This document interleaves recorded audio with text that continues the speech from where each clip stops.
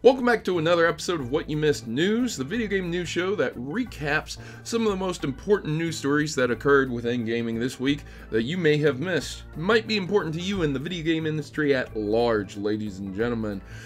Before we jump into the video, you may have noticed that old Protomario is getting a little bit of a pudge on him, a little bit of a, you know what I'm saying here, a little bit of a turkey gizzard, gobble gobble. So I made a pledge over on Twitter that I'm going to attempt to lose 60 pounds this year. A lot of people might call me crazy. I want to lose weight and be cut up for coming up this summer. But more than that, ladies and gentlemen, I just want to be as healthy as possible and be the best host that I possibly can be. So, let's get right into the news and jump into the news stories, with the first one being that Valve is removing tournaments major status because it will be requiring drug testing. So I read through this article several times and I may have missed something, so that's where you're going to have to comment down in the section below. But essentially, what ended up happening is that Valve, yes, the developer Valve, is rescinding its major status for a tournament. That would be the Galaxy Battles Dota 2 tournament, and it will no longer be major because local regulations in the Philippines are requiring drug testing for the players.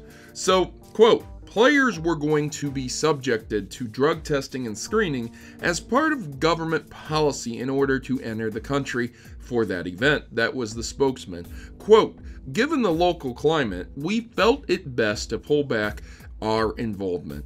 Yeah, okay, so they're going to drug test the players of a big event. They won't want players using drugs, you know, and they're pulling their involvement. I don't know what else to say. Again, I don't know what I'm missing here. I would assume that Valve would want their players to be clean, but maybe this is more like Valve didn't want to force their players into government regulations of another government. I don't know. There you go, ladies and gentlemen. So, drug testing. Riot Games has unbanned Tyler1, a player it once called a genuine jerk. This is an interesting read and an interesting story. I know Tyler1. I have followed what had been happening with him as well. A lot of people dislike him. A lot of people call him a massive troll and a jerk and toxic and things like that. But he has since then apparently been reformed. If a toxic person, allegedly toxic person, can change and become better, do they deserve their account to be unbanned? In this case, Tyler got his accounts back. The accounts that he used to play League of Legends with. He was a really good player. He was a big Twitch streamer.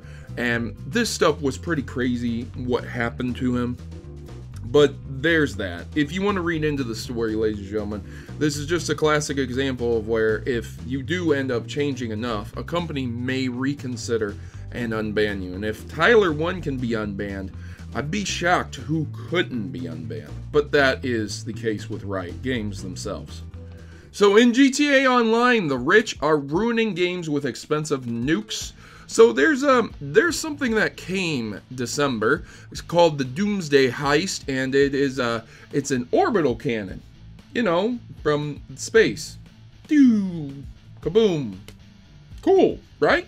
It costs $500,000 a shot, and you can upgrade it to the $750K option that auto locks onto players anywhere on the map. They can go into shops, they can go hide under bridges, it'll still hit them. And what this does is it blows up the environment around you. So what ends up happening is that in these online matches, these players gather around, they do car show-offs, they have fun, you know, basically it's a virtual online world where they're just chilling out and stuff like that.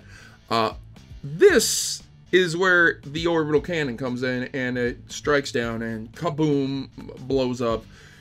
Yeah, so you see what's happening. It's a destructive trolling sequence. Whether they're dropping real money or not doesn't really matter in the end, because over the years, GTA 5 has had problems regulating people hacking and modding and exploiting the game to get a lot of money. So there's probably people out there who already have trillions of dollars in the game, so they could do this all day long and ruin people's games. It just takes a group of trolls who have trillions of dollars, and the online gaming scene is completely over. They'll just destroy you. It's like a god beam, you know. Oh, I don't like this guy. Doop. I don't like this guy. Doop.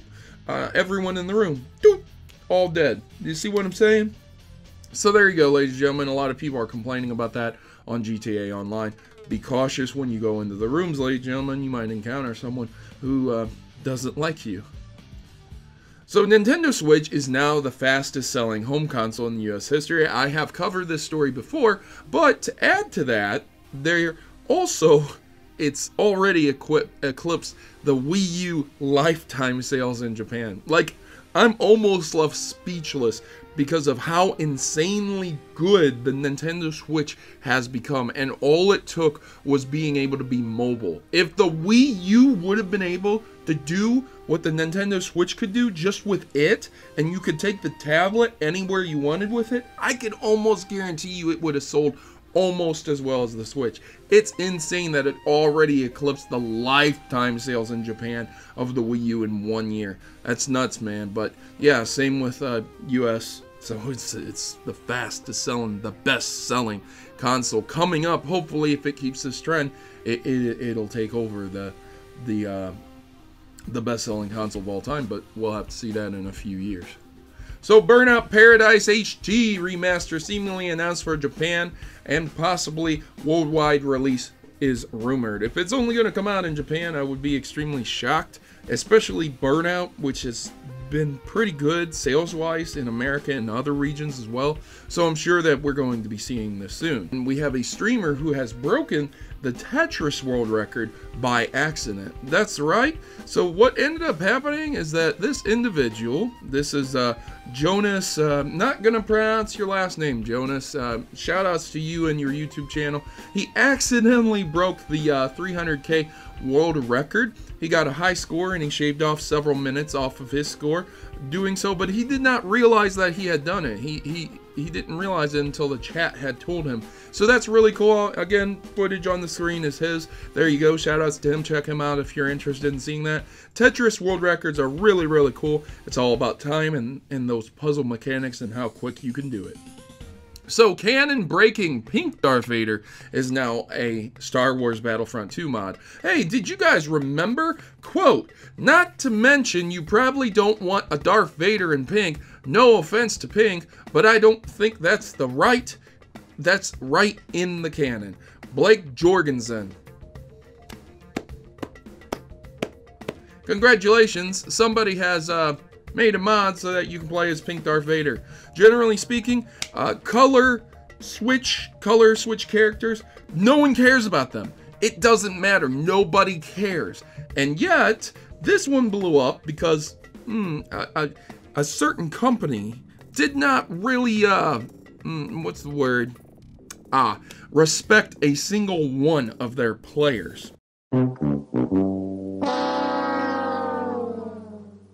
So, Darth Vader modding here is the video that's being shown. There's nothing special about this, it's just that it's funny that somebody really stuck it to the individual quoted as that.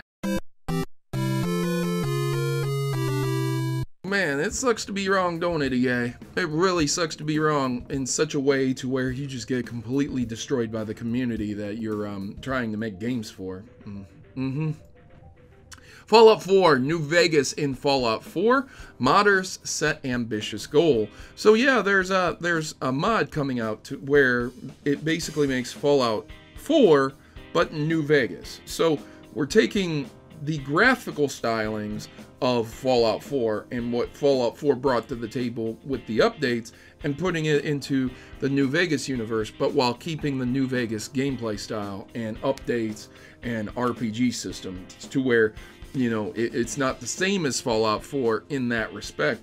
You have the decision making, you have the stat upgrades and stuff like that, and it looks really nice. This is Fallout 4 New Vegas. That's where the footage comes from for this. You can check that out if that's something that interests you, but it is in alpha stage, so good luck getting a very working version of this game. They are just developing it. It's very cool. Really like the way it looks. Very excited for that.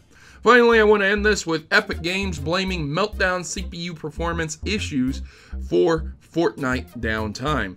So unfortunately, Intel has been rolling out some firmware updates to a lot of their CPUs, and what has happened is that they went on to say that there was a 20% increase in CPU utilization immediately after the patch was applied. Now, Intel went on record saying that there might be some slight CPU issues, and it is highly workload dependent, but there might be some problems and issues.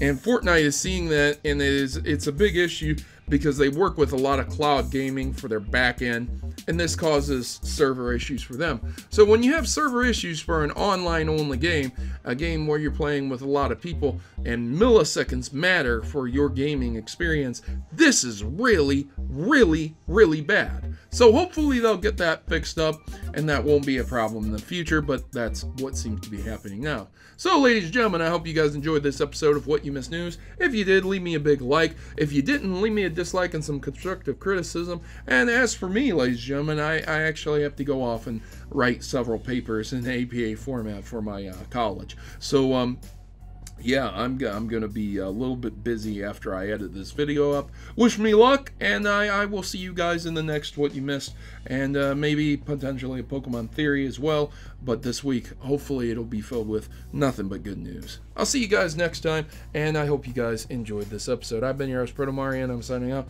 As always, good gaming, God bless, and thanks for watching.